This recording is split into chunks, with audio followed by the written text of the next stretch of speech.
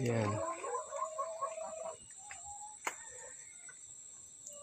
Bali, yung isang video shorts ko na in-upload, marami kasi hindi naniniwala na dahon daw ng, hindi daw dahon ng lapnisan yung video ko. So ito yung puno na to, yung ano. So itong puno na to yung binidyohan ko. So ito yung dahon niya.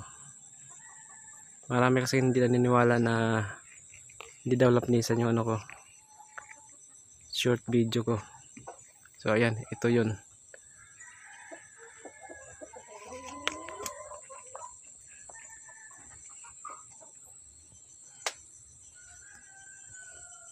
Mataba lang po talaga yung ano, yung puno natin, kaya malaki yung dahon niya.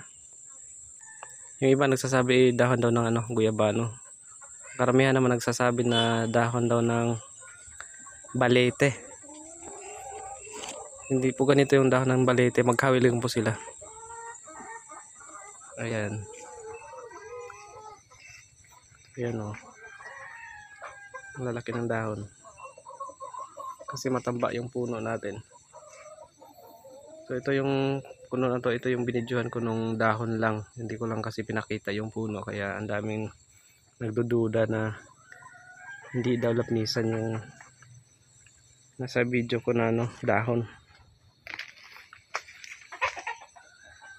Yan o, malaki na siya. Ito pa nga yung ano natin, yung mga markot natin. Yan o. Pero negative yung result ng markot na to. Yung pangilang markot ko na ba to, wala siyang ugat. Ito naman yung puno niya. Sinubukan ko ng lagyan ng kawayan. Ayan, baka sakali magkaroon tayo ng pagarwood.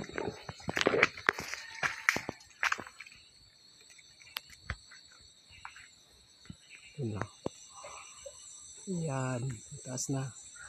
Meron pa doon dalawang puno, ayan, magkatabi. Yung isa niyan seedling, yung isa naman markot. So halos magka parehas lang yung haba, yung markot at saka seedling.